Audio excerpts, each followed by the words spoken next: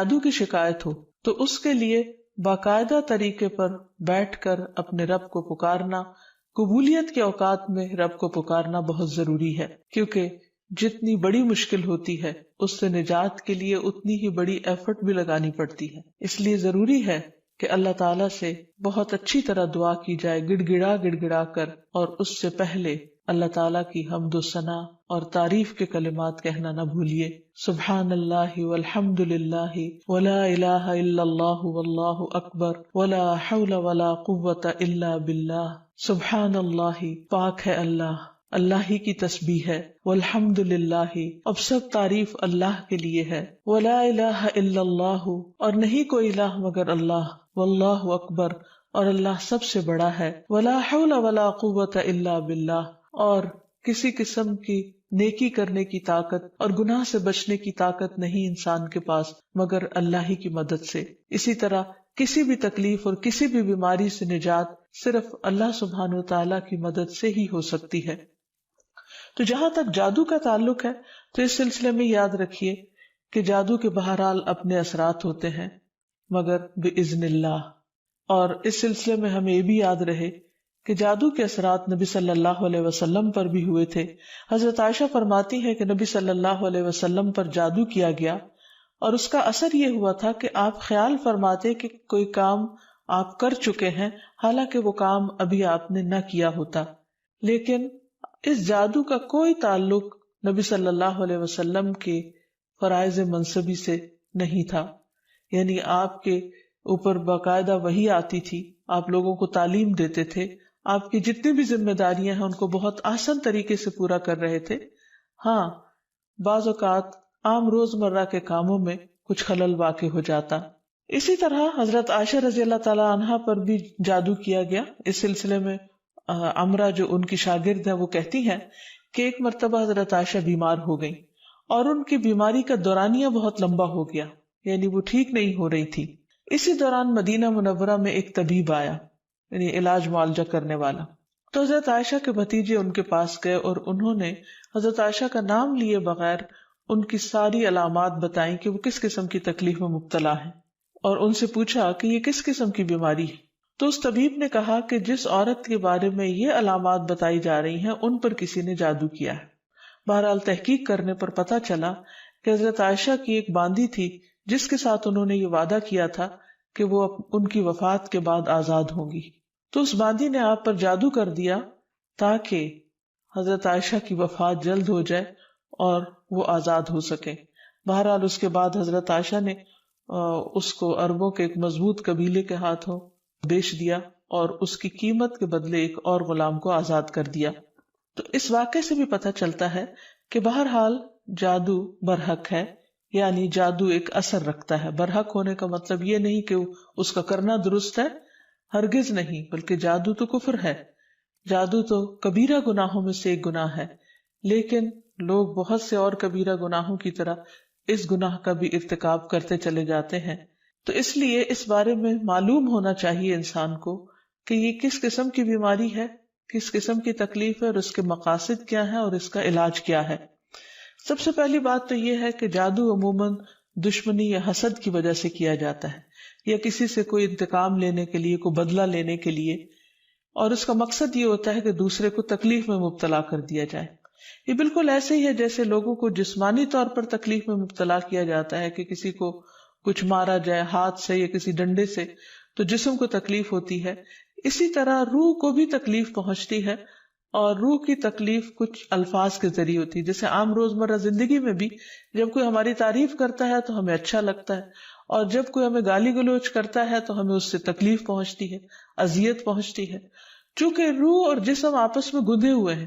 اس لیے اگر جسم کو کوئی تکلیف پہنچتی ہے تو وہ اس کا اثر روح تک جاتا ہے۔ اسی طرح اگر روح پر کوئی چیز اثر انداز ہوتی ہے، کوئی کلام یا کچھ ایسے عملیات،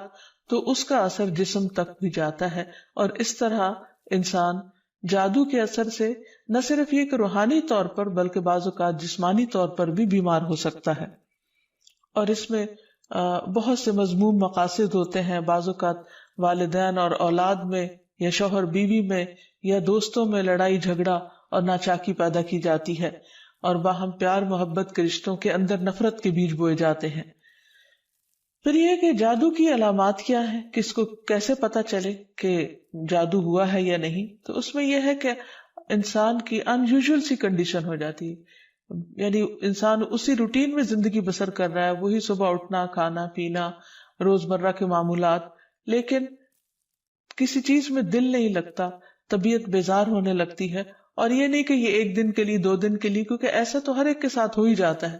ایک لمبے عرصے کے لیے کیفیات تبدیل ہونے لگتی ہیں، سستی یا گھبراہٹ طاری ہو جاتی ہے، ذہنی انتشار یعنی کسی چیز پر کنسنٹریشن کا نہ رہنا، حد سے زیادہ چڑچڑا پن،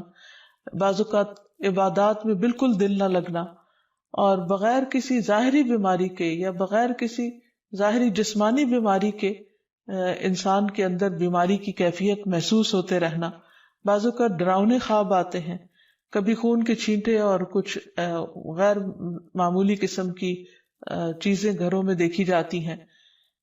بعض اوقات خاوند بیوی ایک دوسرے سے نفرت کرنے لگتے ہیں، ان میں جدائی تک ہو جاتی ہے۔ لیکن اس کا یہ مطلب نہیں کہ ان علامات میں سے کوئی ایک علامت کسی وقت انسان کے اندر پائی جائے تو انسان فوراً شک کرے کہ مجھ پر جادو کر دیا گیا، کیونکہ آج کل یہ وبا بھی بہت عام ہو چکی ہے کہ ہر دوسرا شخص اس وہم میں گرفتار ہے کہ اس پر کسی نے کچھ کر دیا ہے۔ یہ ضروری نہیں ہوتا کہ ہر وقت ایسی علامات کسی کے کچھ کیے سے ہی ہوں، کہ ویسے بھی انسان ہے، کبھی تھک جاتا ہے، کبھی غذا میں کوئی تبدیلی ہو جاتی، کبھی ویسے بھی انسان کا دل اللہ کے ہاتھ میں ہے، جس طرف چاہے اس کو پھیر دے، تو انسان کی طبیعت میں ایک ملال سا اور ایک سستی، ایک بے چینی سی پائی جاتی ہے۔ تو ان سب چیزوں کا تعلق ضروری نہیں کہ جادو سے ہی ہو، لیکن اگر جادو ہو تو یہ علامات انسان میں دکھائی دیتی ہیں۔ اب اگر کسی کے اندر ایسی چیزیں ہیں اور علاج کے باوجود، جسمانی علاج کے باوجود شفا نہیں ہو رہی، تو اس کے لیے ضروری ہے کہ انسان پھر روحانی علاج بھی کرے۔ روحانی علاج کے لیے ضروری نہیں کہ کسی بابے کے پاس یا کسی مذہبی بزرگ کے پاس ہی انسان جائے، انسان خود بھی اللہ سبحانہ وتعالیٰ کا کلام پڑھ سکتا ہے اور پورے یقین اور ایمان کے ساتھ، اور اس سے انسان کو شفا ہو سکتی ہے، کیونکہ کسی انسان کے ہاتھ میں کوئی طاقت نہیں، اصل طاقت اللہ کے کلام میں ہے، جس کو پورے یقین اور ایمان کے ساتھ پڑھنا چاہیے۔ بہرحال اس سے پہلے کہ انسان کسی ایسے جادو کا شکار ہو، کچھ حفاظتی تدابیر بتائی گئی ہیں، جیسے جسمانی بیماریوں سے بچنے کے لیے حفاظتی تدابیر بتائی جاتی ہیں، ایسے ہی روحانی بیماریوں سے بچنے کے لیے بھی حفاظتی تدابیر ہیں۔ اس میں سب سے پہلے تو یہ کہ انسان پاک صاف رہے، طہارت اور وضو کا اہتمام کرے، عبادات کی پابندی کرے، کیونکہ شیاطین ایسے شخص پر اثر انداز نہیں ہو سکتے کہ جو اللہ سبحانہ تعالیٰ کے ساتھ مضبوط تعلق رکھتے ہیں۔ عبداللہ بیان کرتے ہیں کہ نبی صلی اللہ علیہ وسلم کے سامنے ایک شخص کا ذکر کیا گیا کہ وہ صبح تک پڑا سوتا رہا اور نماز کے لیے بھی نہیں اٹھا، تو آپ نے فرمایا شیطان نے اس کے کان میں پیشاب کر دیا، یعنی اپنی نجاست بھر دی۔ تو اس سے یہ پتہ چلتا ہے کہ ایسے لوگوں پر جو فرائض سے غفلت برتتے ہیں وہ زیادہ ایسی بیماریوں کا شکار ہوتے ہیں۔ اسی طرح عبادات کی پابندی بہت ضروری ہے، کیونکہ جب انسان اللہ تعالیٰ کے آگے جھکتا ہے، اللہ تعالیٰ کے ساتھ اس کا تعلق مضبوط ہوتا ہے، تو نہ تو وہ توہمات کا شکار ہوتا ہے اور نہ ہی وہ جادو اور مختلف چیزوں کا شکار ہوتا ہے، یعنی شیطانی اثرات اس پر کم سے کم ہوتے ہیں۔ اسی لیے نبی صلی اللہ علیہ وسلم کے سامنے جب ذکر کیا گیا کہ ایک شخص صبح تک پڑا سوتا رہا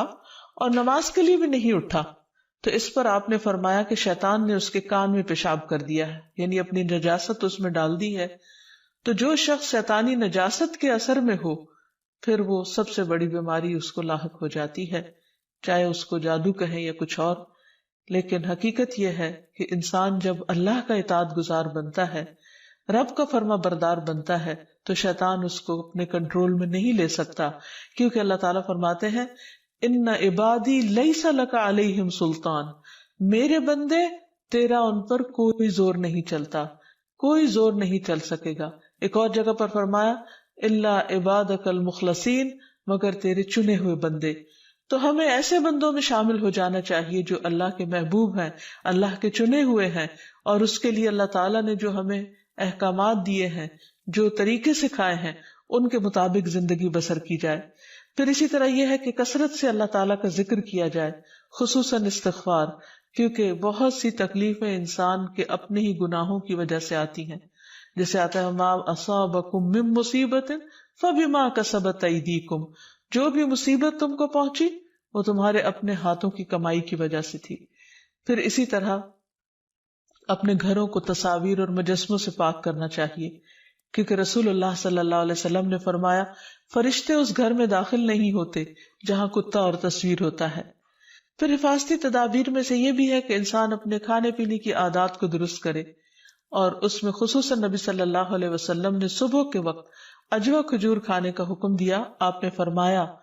جو شخص صبح کے وقت 7 کھجوریں کھائے گا یعنی اجوا، اس روز جادو اور زہر سے بچا رہے گا. یعنی اس کے اندر اتنی امیونٹی پیدا ہو جاتی ہے کہ پھر برے اثرات، زہریلے اثرات اس کو نقصان نہیں دے سکتے. پھر اسی طرح مختلف مواقع پر مسنون اذکار کا اہتمام کرنا، مثلاً بیت الخلاء جاتے وقت نبی صلی اللہ علیہ وسلم نے سکھایا اللہم انی اعوذ بک من الخبث والخبائث، اے اللہ بے شک میں ناپاک جنوں اور جننیوں سے تیری پناہ چاہتا ہوں. کیونکہ جادو میں بھی عموماً جنات کو استعمال کیا جاتا ہے اور وہ گندی جگہوں پر رہنا پسند کرتے ہیں، اسی لیے جب کوئی بیت الخلاء جائے تو یہ دعا پڑھ لے تو انشاءاللہ اس سے ان کے شر سے محفوظ رہے گا. پھر اسی طرح آپ نے فرمایا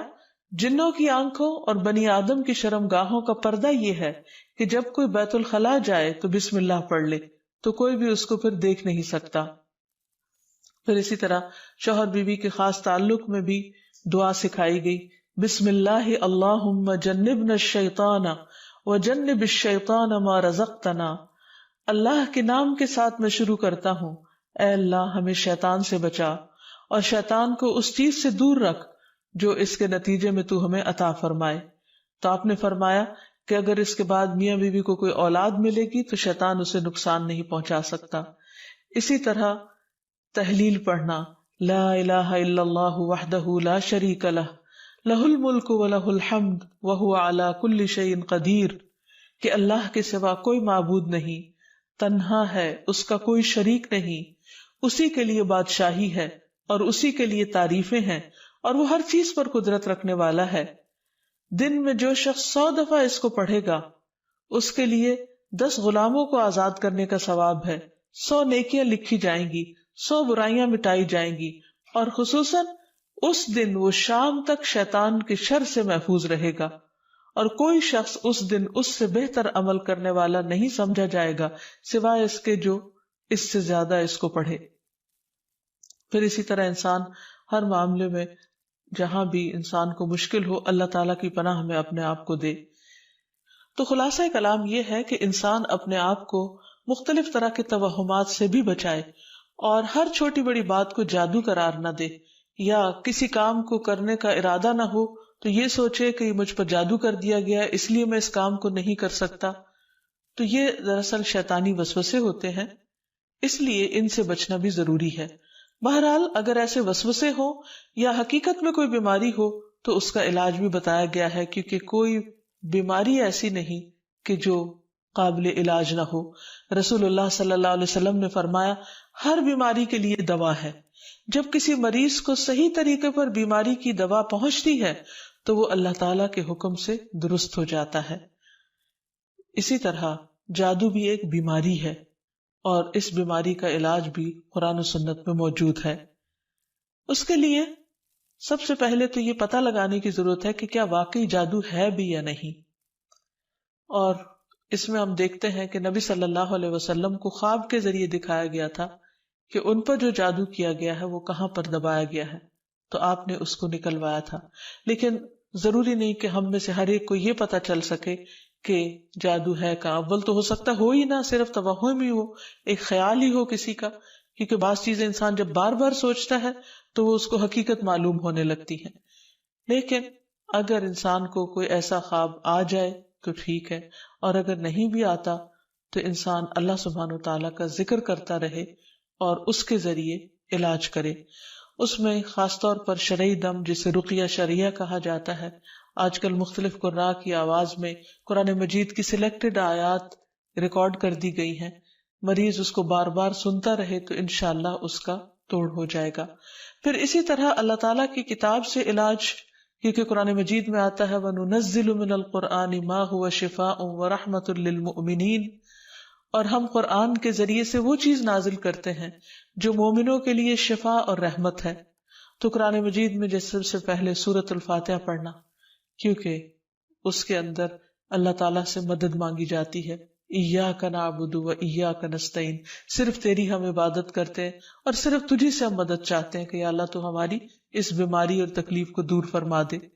پھر اسی طرح آیت الکرسی، کیونکہ جب انسان آیت الکرسی پڑھتا ہے تو اللہ سبحانہ وتعالیٰ کی طرف سے اس کے لیے ایک خاص محافظ مقرر کر دیا جاتا ہے، اور اگر رات کو انسان پڑھ کر سوتا ہے تو صبح تک وہ فرشتہ انسان کی حفاظت کرتا ہے۔ پھر اسی طرح سورۃ البقرہ کا پڑھنا، رسول اللہ صلی اللہ علیہ وسلم نے فرمایا سورۃ البقرہ پڑھا کرو، کیونکہ اس کا پڑھنا باعث برکت ہے، اسے چھوڑنا باعث حسرت ہے، اور اس کے پڑھنے والے پر جادوگر قدرت نہیں پا سکتے۔ یعنی جو شخص قرآن پڑھتا ہے، خصوصاً سورۃ البقرہ پڑھتا رہتا ہے، تو کسی کا جادو اس شخص پر اثر نہیں کرتا۔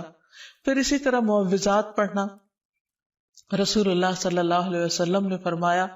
صبح اور شام 3 بار معوذات کہہ لو تو یہ تمہاری ہر چیز سے کفایت کرے گی، یعنی سورۃ الاخلاص، قل اعوذ برب الفلق اور قل اعوذ برب الناس۔ اس کے علاوہ بھی مریض قرآن مجید کی تلاوت کثرت کے ساتھ کرتا رہے، اور پھر اگر ہو سکے تو بیری کے پتوں کو پانی میں ملا کر اس پانی سے غسل کر لے، اس کو بھی ایک مؤثر علاج کے طور پر بتایا گیا ہے۔ لیکن اس کے ساتھ ساتھ انسان غیر شرعی طریقوں سے مکمل طور پر پرہیز کرے، کیونکہ اس سے انسان کے ایمان اور عقیدے میں خلل واقع ہو جاتا ہے۔ رسول اللہ صلی اللہ علیہ وسلم نے فرمایا جس نے حرام چیز کے ساتھ علاج کیا، اللہ تعالیٰ اس کے لیے اس میں شفا نہیں بنائے گا، یعنی اس کو پھر فائدہ نہیں ہوگا۔ پھر اسی طرح جادو کا علاج جادو سے نہیں کرنا چاہیے، یعنی اگر انسان کو کبھی ایسا وہم ہو تو جادوگروں کے پاس نہ جائے، یا ایسے طریقے اختیار نہ کرے کہ جس سے جو ہمارے دین میں نہیں یا ہماری شریعت کے خلاف جاتے ہیں۔ رسول اللہ صلی اللہ علیہ وسلم نے فرمایا جو جادو کرے یا جادو کروائے یا جو کسی کاہن کے پاس آئے اور اس کی بات کی تصدیق کرے تو اس نے اس چیز کا انکار کیا جو محمد صلی اللہ علیہ وسلم پر نازل ہوئی۔ اسی لیے غیر شرعی جھاڑ پھونک سے مکمل اجتناب کرنا چاہیے۔ نبی صلی اللہ علیہ وسلم سے نشرہ کے بارے میں دریافت کیا گیا تو آپ نے فرمایا یہ شیطانی عمل ہے۔ اور نشرہ کیا ہوتا ہے؟ جن یا جادو اتارنے کے لیے شرکیہ یا جاہلانہ منتر پڑھنا اور یا پڑھوانا۔ تو ایسے الفاظ جس کا بعض اوقات معنی معلوم نہیں ہوتا اور یہ بھی نہیں پتا ہوتا کہ اللہ تعالیٰ کو پکارا جا رہا ہے یا کسی جن یا کسی اور شیطان کو پکارا جا رہا ہے اور اس سے مدد لی جا رہی ہے، تو اس لیے کسی بھی ایسے کلام کو پڑھنا یا کسی سے پڑھوانا درست نہیں۔ پھر اسی طرح کاہنوں اور نجومیوں کے پاس جانے سے منع کیا گیا۔ نبی صلی اللہ علیہ وسلم نے فرمایا جس نے کسی نجومی کے پاس جا کر اس سے کسی چیز کے بارے میں سوال کیا تو اس کی 40 رات کی نمازیں قبول نہیں ہوگی، یعنی اس نے اپنے دین کی بربادی کر لی۔ تو اس لیے کسی کے پاس جانے کی بجائے خود انسان زیادہ سے زیادہ قرآن مجید پڑھے، اور اگر وہ پڑھا ہوا نہیں تو آج ہر طرف بہت سی کیسٹس اور سی ڈیز اور ایسی چیزیں ملتی ہیں کہ جس سے انسان قرآن مجید کی تلاوت مسلسل سن سکتا ہے۔ ہو سکے تو مکمل قرآن مجید ایک ہفتے میں سن کر اپنے بیماری کا علاج کیا جائے۔ پھر اسی طرح یہ ہے کہ باقی دعائیں بھی جو جادو کے توڑ کی بتائی گئی ہیں ان کو پڑھتے رہنا انسان کو فائدہ دیتا ہے، جس میں خاص طور پر اور آخر میں یہ 2 خاص دعائیں جو نبی صلی اللہ علیہ وسلم نے جنات اور جادو کے شر سے بچنے کے لیے سکھائی ہیں، ان کو بار بار پڑھتا رہے، صبح و شام پڑھتا رہے حتیٰ کہ افاقہ ہو جائے۔ پہلی دعا ہے اعوذ بکلمات اللہ التامات التی لا یجاوزہن بر ولا فاجر من شر ما خلق وذرأ وبرأ ومن شر ما ينزل من السماء ومن شر ما يعرج فيها ومن شر ما ذرأ في الأرض ومن شر ما يخرج منها ومن شر فتن الليل والنهار ومن شر كل طارق إلا طارقا يطرق بخير يا رحمن۔ میں اللہ کے کامل کلمات کے ساتھ پناہ چاہتا ہوں جن سے آگے نہ تو کوئی نیک اور نہ ہی کوئی برا شخص بڑھ سکتا ہے، ہر اس چیز کے شر سے جس کو اس نے بنایا، پیدا کیا اور پھیلایا، اور ہر اس چیز کے شر سے جو آسمان سے اترتی ہے، اور ہر اس چیز کے شر سے جو اس میں چڑھتی ہے، اور ہر اس چیز کے شر سے جسے اس نے زمین میں پیدا کیا، اور اس چیز کے شر سے جو اس سے نکلتا ہے، اور رات اور دن کے فتنوں کے شر سے، اور رات کو آنے والے کے شر سے، سوائے اس کے جو خیر کے ساتھ آئے، اے رحم فرمانے والے۔ تو یہ دعا اور ایک اور دعا جو شدید جنات کے حملے سے بچانے والی دعا ہے، جس کے بارے میں کعب الاحبار کہتے ہیں کہ اگر میں یہ چند کلمات نہ پڑھتا تو یہود مجھے گدھا بنا دیتے۔ لوگوں نے پوچھا وہ کلمات کیا ہیں؟ تو کعب نے کہا اعوذ بوجہ اللہ العظیم الذی لیس شیء اعظم منہ وبکلمات اللہ التامات التی لا یجاوزہن بر ولا فاجر وباسماء اللہ الحسنى كلها ما علمت منها وما لم اعلم من شر ما خلق وبرأ وذرأ۔ میں اللہ کے عظیم چہرے کی پناہ مانگتا ہوں جس سے عظیم کوئی اور چیز نہیں، اور اس کے مکمل کلمات کے ساتھ پناہ چاہتا ہوں جن سے آگے نیک یا بد نہیں بڑھ سکتا، اور اس اللہ کے تمام اسماء حسنہ کے ساتھ پناہ چاہتا ہوں جن کو میں جانتا ہوں اور جن کو میں نہیں جانتا، ہر اس چیز کے شر سے جس کو اس نے بنایا، پیدا کیا اور پھیلایا۔ تو بہرحال آخر میں یہی کہنا چاہوں گی کہ جادو کے سلسلے میں انسان ہمیشہ توہمات سے بچے، اللہ پر بھروسہ کرے۔ اللہ سبحانہ وتعالیٰ فرماتے ہیں وَقَالَ رَبُّكُمُ ادْعُونِي أَسْتَجِبْ لَكُمْ، تمہارا رب کہتا ہے تم مجھ سے دعا مانگو میں تمہاری دعا قبول کروں گا۔ جب وہ قبول کرنے والا ہے تو پھر ہمیں دعا مانگنے میں بخل نہیں کرنا چاہیے، اور ہر طرح کے شر سے بچنے کے لیے اسی کی پناہ لینی چاہیے، اور کسی بھی تکلیف اور مصیبت کے وقت کسی اور کی طرف نہیں دیکھنا چاہیے، کیونکہ قرآن مجید میں آتا ہے وَمَنْ أَضَلُّ مِمَّنْ يَدْعُو مِن دُونِ اللَّهِ مَن لَا يَسْتَجِيبُ لَهُ إِلَى يَوْمِ الْقِيَامَةِ وَهُمْ عَن دُعَائِهِمْ غَافِلُونَ۔ اور اس سے بڑھ کر گمراہ اور کون ہوگا جو اللہ کے سوا ایسوں کو پکارتا ہے جو قیامت تک اس کی پکار کا جواب نہ دے سکیں گے۔ یعنی اللہ تعالیٰ کا در چھوڑ کر غیروں کے در پہ جاتا ہے جو نہ سنتے ہیں نہ سمجھتے ہیں اور نہ ہی کچھ کر سکتے ہیں، بلکہ وہ تو ان کے پکارنے سے بھی بے خبر ہیں، ان کو تو یہ بھی نہیں پتا کہ ان سے کون کیا مانگ رہا ہے۔ اس لیے ہمیں اللہ تعالیٰ سے ہی دعا کرنی چاہیے، اور دعا سے پہلے اللہ سبحانہ تعالیٰ کی حمد و ثنا اور پھر نبی صلی اللہ علیہ وسلم پر درود شریف پڑھنا، کیونکہ اس کے پڑھنے سے رحمتیں نازل ہوتی ہیں۔ جہاں تک شیطان کی دشمنی کا تعلق ہے تو وہ اول روز سے ہے، جب سے انسان پیدا ہوا، اور جب سے اللہ سبحانہ تعالیٰ نے فرشتوں کو حکم دیا کہ وہ انسان کے آگے جھک جائیں، آدم علیہ السلام کو سجدہ کریں، اور ابلیس کو بھی حکم ہوا لیکن اس نے انکار کر دیا۔ وہ انسان سے حسد کرنے والا ہے، انسان کا دشمن ہے، اور ہر طرح سے دنیا اور آخرت دونوں میں خرابی ڈالنے کی کوشش کرتا ہے۔ اللہ تعالیٰ قرآن مجید میں فرماتے ہیں کہ شیطان انسان کو چھوڑ جانے والا ہے، اور شیطان اور اس کا گروہ انسانوں کو بھٹکاتے رہتے ہیں تاکہ وہ ان کے ساتھ جہنم کی آگ میں جا گریں۔ اس لیے ہمیں خصوصی طور پر محتاط رہنے کی ضرورت ہے، اور بہت واضح طور پر یہ پتہ کرنے کی کہ رحمان کا راستہ کون سا ہے اور شیطان کا کون سا ہے، اور اس میں سے جو راستہ اللہ تعالیٰ کی طرف جانے والا ہو، صراط مستقیم ہو، اسے ہر صورت میں پکڑ لیا جائے اور اس پر دوام یا پابندی کی جائے۔ پھر یہ بھی یاد رہے کہ شیطان ہر انسان کے ساتھ ہے، یعنی وہ ایک بچے کو بھی نہیں چھوڑتا اور بوڑھے کو بھی نہیں چھوڑتا، موت کے وقت تک وہ انسان کے ساتھ لگا رہتا ہے تاکہ انسان اللہ تعالیٰ کے ساتھ کفر کرے، شرک کرے، ناشکری کرے، اللہ سبحانہ تعالیٰ کے بارے میں بری بری باتیں سوچے۔ تو ایسے میں جب بھی کبھی انسان کو اللہ تعالیٰ سے کوئی ناراضگی دل میں پیدا ہونے لگے تو فوراً سمجھے کہ یہ دراصل شیطان کا وسوسہ ہے۔ پھر یہ بھی یاد رہے کہ شیطان انسان پر مختلف طریقے سے حملے کرتا ہے، مثلاً اللہ تعالیٰ کے بارے میں شک پیدا کرنا۔ رسول اللہ صلی اللہ علیہ وسلم نے فرمایا، تم میں سے کسی کے پاس شیطان آتا ہے اور تمہارے دل میں پہلے تو یہ سوال پیدا کرتا ہے کہ فلاں چیز کس نے پیدا کی، فلاں چیز کس نے پیدا کی، یہاں تک کہ آخر میں اس بات تک پہنچا دیتا ہے، کہتا ہے کہ خود تمہارے رب کو کس نے پیدا کیا۔ جب کسی شخص کو ایسا وسوسہ ڈالے تو اللہ سے پناہ مانگنی چاہیے، اور اس شیطانی خیال کو چھوڑ دینا چاہیے۔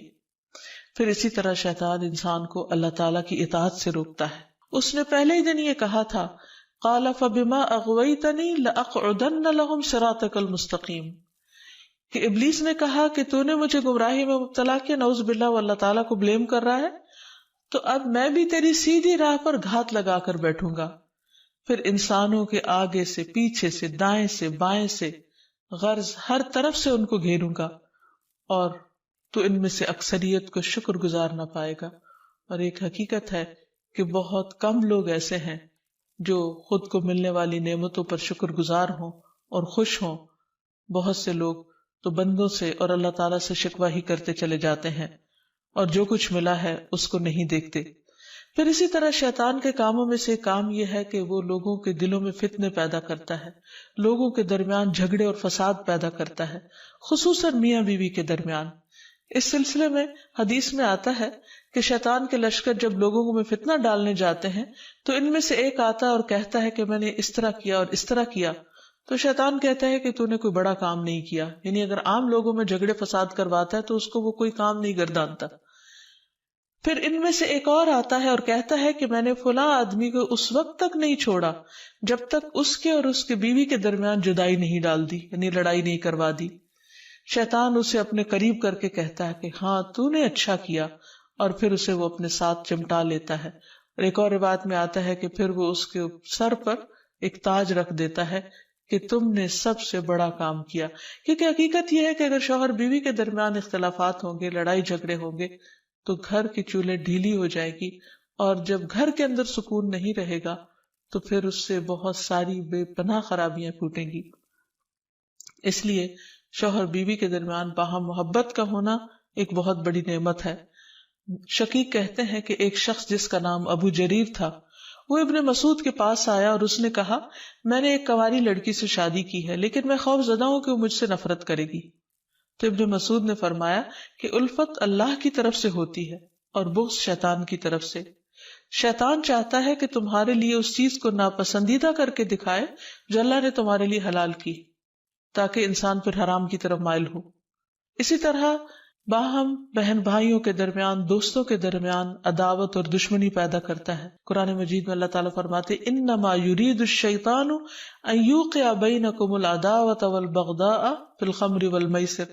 شیطان تو یہ چاہتا ہے کہ شراب اور جوئے کے ذریعے تمہارے درمیان دشمنی اور بغض ڈال دے، کیونکہ عموماً شراب کی محفلیں بھی دوستوں کے درمیان ہوتی ہیں، اور جوئے بھی عموماً دوستی آپس میں کھیل رہے ہوتے ہیں، تو ان میں ایک دوسرے کے ساتھ پھر جو زیادتیاں ہوتی ہیں ناسمجھی کی وجہ سے یا شراب کے نشے کی وجہ سے، تو اس میں بعض اوقات مدتوں پرانے تعلقات ختم ہو کر رہ جاتے ہیں۔ تو یہ بھی شیطانی وار ہوتے ہیں۔ پھر شیطان کا ایک بہت بڑا ہتھیار جو ہر ایک پر چل جاتا ہے وہ ہے غصہ کرنا، کیونکہ غصہ شیطان کی طرف سے ہوتا ہے اور وہ انسانوں کو جلد مشتعل کروا دیتا ہے۔ پھر اسی طرح اللہ کا ذکر بھلوا دینا۔ قرآن مجید میں آتا ہے استحوذ علیہم الشیطان فانساہم ذکر اللہ اولئک حزب الشیطان الا ان حزب الشیطان هم الخاسرون، شیطان ان پر غالب آ گیا سو اس نے انہیں اللہ کی یاد بھلا دی، یہ لوگ شیطان کا گروہ ہیں، سن لو یقیناً شیطان کا گروہ ہی وہ لوگ ہیں جو خسارہ اٹھانے والے ہیں۔ پھر اسی طرح شیطان کا ایک بہت بڑا وار نماز میں وسوسے ڈالنا ہے۔ اکثر لوگ نماز کے اندر بھول جاتے ہیں اور نماز کے وسوسوں کی شکایت کرتے ہیں، اور نماز میں خشوع و خضوع کو سب سے مشکل کام گردانتے ہیں۔ حقیقت یہ ہے کہ نماز میں خشوع و خضوع اور کنسنٹریشن انسان کو جنت الفردوس کا مستحق بناتا ہے، لیکن جب انسان کی نماز خشوع و خضوع سے خالی ہوتی ہے، یعنی اس میں کنسنٹریشن نہیں ہوتی، تو انسان کو یوں محسوس ہوتا ہے جیسے اس نے نماز پڑھی ہی نہ ہو۔ اور جب سب سے پہلا فریضہ ہی انسان کا ڈھیلا پڑ جاتا ہے یا صحیح طور پر ادا نہیں ہوتا، تو ایسی صورت میں انسان کے دل میں کبھی بھی پھر اطمینان اور سکون نہیں آتا۔ تو بہرحال رسول اللہ صلی اللہ علیہ وسلم نے فرمایا کہ جب نماز کے لیے اذان دی جاتی ہے تو شیطان ہوا خارج کرتا ہے اور بڑی تیزی کے ساتھ پیٹ موڑ کر بھاگتا ہے تاکہ اذان کی آواز نہ سن سکے، اور جب اذان ختم ہو جاتی ہے تو پھر واپس آ جاتا ہے، لیکن جو ہی تکبیر شروع ہوتی ہے پھر پیٹ موڑ کر بھاگ جاتا ہے۔ جب تکبیر بھی ختم ہو جاتی ہے تو شیطان دوبارہ آ جاتا ہے اور نمازی کے دل میں وسوسے ڈالتا ہے اور کہتا ہے فلاں بات یاد کرو، فلاں بات یاد کرو. ان باتوں کی شیطان یاد دہانی کراتا ہے جن کا اسے کبھی خیال نہ گزرا تھا. اس طرح انسان کو محو کرتا ہے ان خیالات میں، یہاں تک کہ انسان کو یہ بھی یاد نہیں رہتا کہ اس نے کتنی رکعتیں پڑھی تھی، یعنی اس کو رکعتوں کی تعداد تک بھول جاتی ہے. پھر نماز کے اندر ادھر ادھر اس کو بھٹکاتا رہتا ہے، اور کبھی اس کی نگاہ ادھر ادھر اٹھ جاتی ہے، ذرا سے شور پر انسان کی توجہ نماز سے ہٹ جاتی ہے. اور بعض اوقات انسان پوری کی پوری نماز پڑھ جاتا ہے لیکن اس میں اللہ کی یاد نام کی کوئی چیز نہیں ہوتی، کیونکہ اللہ کی یاد سب سے پہلے انسان کے دل میں ہوتی، اور اگر دل میں ہی اللہ کی یاد نہیں تو زبان سے محض پڑھا ہوا یاد نہیں کہلا سکتا. پھر اسی طرح شیطان انسان سے برائی اور بے حیائی کے کام کرواتا ہے. قرآن مجید میں اللہ تعالیٰ فرماتے ہیں کہ انما یأمرکم بالسوء والفحشاء وان تقولوا علی اللہ ما لا تعلمون، کہ وہ تمہارا کھلا دشمن ہے، وہ تمہیں برائی اور بے حیائی کا حکم دے گا، نیز اس بات کا کہ تم اللہ کے ذمے ایسی باتیں لگا دو جن کا تمہیں خود علم نہیں. یعنی ایسی باتیں اللہ تعالیٰ کے بارے میں کہو جو لا علمی پر مبنی ہو. بہت سے لوگ اللہ کے بارے میں یا اللہ تعالیٰ کے احکامات کے بارے میں جھگڑتے ہیں بغیر یہ جانے کہ اللہ تعالیٰ نے کسی بات کا حکم کیوں دیا ہے. پھر اسی طرح شیطان کا ایک حربہ ہے انسان کا لباس اتروانا، کیونکہ جنت کا لباس اتروایا تھا آدم اور حوا سے شیطان نے ان کو بہکا کر، اور دنیا میں بھی وہ یہی چاہتا ہے کہ انسان بے حیائی اور فحاشی کی طرف مائل ہو. پھر اسی طرح انسان کے برے اعمال کو شیطان مزین کرتا ہے. جب انسان کو غلط کام کرتا ہے اور اس پر اس کو شرمندگی نہیں ہوتی، اس پر اس کو کوئی ریگریٹس نہیں ہوتے، تو یہ دراصل شیطان کا حربہ ہوتا ہے جو اس پر چل چکا ہوتا ہے. پھر اسی طرح انسان کو اذیت بھی پہنچاتا ہے. جیسے ایوب علیہ السلام کو جو بیماری تھی، اس میں وہ کہتے ہیں کہ وَاذْكُرْ عَبْدَنَا أَيُّوبَ إِذْ نَادَى رَبَّهُ أَنِّي مَسَّنِيَ الشَّيْطَانُ بِنُصْبٍ وَعَذَابٍ. اور ہمارے بندے ایوب کا ذکر کیجئے جب انہوں نے اپنے پروردگار کو پکارا کہ شیطان نے مجھے سخت تکلیف اور عذاب میں ڈال دیا ہے. یعنی انسان جب بیمار ہوتا ہے تو اس وقت خصوصاً اس کو مایوس کرتا ہے، اللہ کی رحمت سے مایوس کرتا ہے، اور بعض اوقات اس کے دل میں ایسی ایسی باتیں ڈالتا ہے کہ جسمانی بیماری سے زیادہ انسان روحانی تکلیف میں مبتلا ہو جاتا ہے.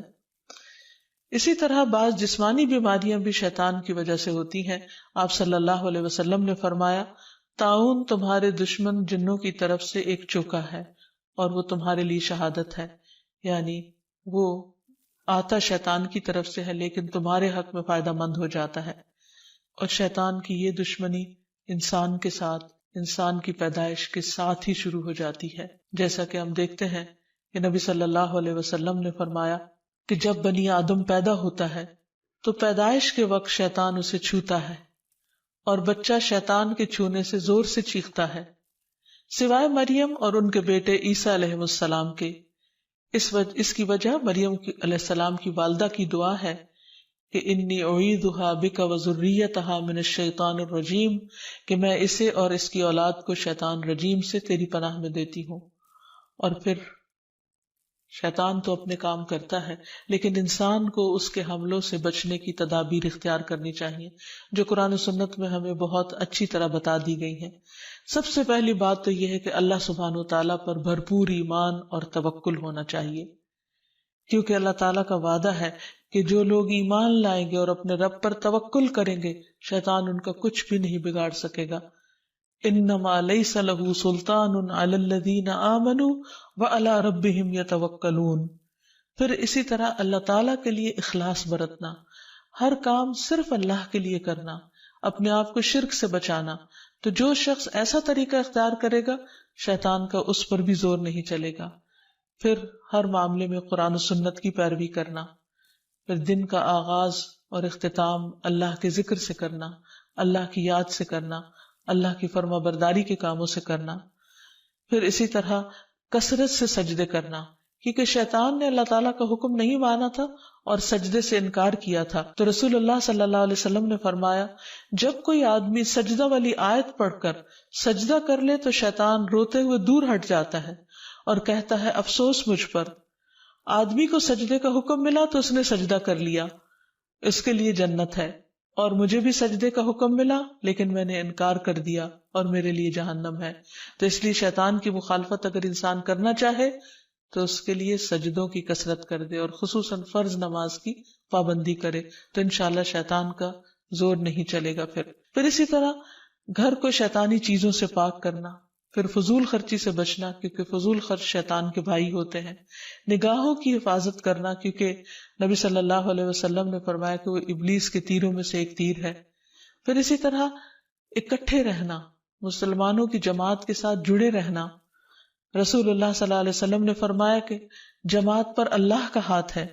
اور شیطان اس کے ساتھ ہے جو جماعت سے علیحدہ ہو اور وہ اس کو پاؤں مار کر ہانکتا ہے، یعنی جو شخص اچھے لوگوں کے ساتھ ملتا جلتا نہیں، ان کی مجلس میں نہیں بیٹھتا، ایک دوسرے کو وتواصوا بالحق وتواصوا بالصبر نہیں کرتا، وہ پھر شیطان کے وسوسوں اور چالوں کا شکار ہو جاتا ہے۔ اور آخر میں دعائیں، اللہ سبحانہ تعالیٰ نے ہمیں قرآن مجید میں بھی دعائیں سکھائی ہیں اور نبی صلی اللہ علیہ وسلم نے بھی۔ اس میں سے پہلی دعا ہے رب اعوذ بک من ہمزات الشیاطین واعوذ بک رب ان یحضرون، اے میرے رب میں شیطان کی اکساہٹوں سے تیری پناہ مانگتا ہوں اور اس بات سے بھی تیری پناہ مانگتا ہوں کہ وہ میرے پاس آئیں۔ پھر تعوذ پڑھنا، یعنی اعوذ باللہ من الشیطان الرجیم من ہمزہ ونفخہ ونفثہ، میں اللہ کی پناہ چاہتا ہوں شیطان مردود سے کہ مجھ پر کوئی جنون کا اثر ڈالے یا مجھے تکبر پر آمادہ کرے یا شعر و شاعری کی طرف لائے، یعنی جو غلط قسم کی ہے۔ پھر قرآن مجید پڑھنے سے پہلے اعوذ باللہ من الشیطان الرجیم پڑھنا، پھر اسی طرح برا خواب دیکھنے پر تعوذ پڑھنا۔ رسول اللہ صلی اللہ علیہ وسلم نے فرمایا نیک خواب اللہ کی طرف سے اور برے خواب شیطان کی طرف سے ہوتے ہیں، بس جو ایسا خواب دیکھے جس میں کوئی ناگوار چیز ہو تو بائیں طرف تھوک دے اور شیطان سے اللہ کی پناہ مانگے، ایسا کرنے سے وہ خواب اس کو کوئی نقصان نہیں دے گا اور کسی کو یہ خواب نہ بتایا جائے۔ پھر اسی طرح صبح و شام کی دعائیں پڑھے جس میں خصوصی طور پر شیطان کے شر اور شرک سے بچنے کی دعا ہے۔ اللہم فاطر السماوات والارض عالم الغیب والشہادہ رب کل شیء وملیکہ اشہد ان لا الہ الا انت اعوذ بک من شر نفسی وشر الشیطان وشرکہ، اے اللہ آسمان اور زمین کے پیدا کرنے والے، پوشیدہ اور موجود ہر چیز کے جاننے والے، ہر چیز کے پالنہار اور اس کے مالک، میں گواہی دیتا ہوں کہ تیرے سوا کوئی معبود برحق نہیں۔ میں تیری ذات کے ذریعے اپنے نفس کے شر سے اور شیطان کے شر سے اور اس کے شرک سے پناہ مانگتا ہوں۔ آپ نے فرمایا جب صبح کرو اور جب شام کرو اور جب اپنے بستر پر آؤ تو اس دعا کو پڑھ لیا کرو۔ اسی طرح سب کام بسم اللہ پڑھ کر کرنا، کیونکہ انسان جب بسم اللہ پڑھتا ہے تو اللہ کا نام لیتے ہی شیطان دور بھاگ جاتا ہے۔ مثلا گھر سے نکلتے وقت بسم اللہ توکلت علی اللہ، سواری پر بیٹھتے ہوئے بسم اللہ پڑھنا۔ پھر اسی طرح آیت الکرسی پڑھنے سے شیطان سے حفاظت رہتی ہے۔ پھر صبح شام کے اذکار میں لا الہ الا اللہ وحدہ لا شریک لہ لہ الملک ولہ الحمد وہو علی کل شیء قدیر، یہ 100 بار پڑھنا، اگر 100 بار نہیں تو کم از کم 10 بار انسان ضرور پڑھ لے۔ پھر اسی طرح لا الہ الا اللہ وحدہ لا شریک لہ لہ الملک ولہ الحمد یحیی ویمیت وہو علی کل شیء قدیر، جو شخص مغرب کے بعد 10 بار پڑھے گا اللہ تعالیٰ اس کی حفاظت کے لیے اسلحہ بردار فرشتے مقرر کر دیں گے جو اس کی صبح تک شیطان سے حفاظت کریں گے۔ تو اس لیے ہمیں بھی ان اذکار اور دعاؤں کا اہتمام کرنا چاہیے۔ اگر زبانی یاد نہ ہو تو دیکھ کر بھی پڑھے جا سکتے ہیں، لیکن حقیقت یہ ہے کہ اللہ کا ذکر ایک مضبوط قلعہ ہے جس میں انسان پناہ لیتا ہے ہر قسم کے شر سے بچنے کے لیے، خصوصاً شیطان کے شر سے۔ تو اللہ تعالی ہم سب کو اس سے محفوظ رکھے۔ وآخر دعوانا ان الحمد للہ رب العالمین۔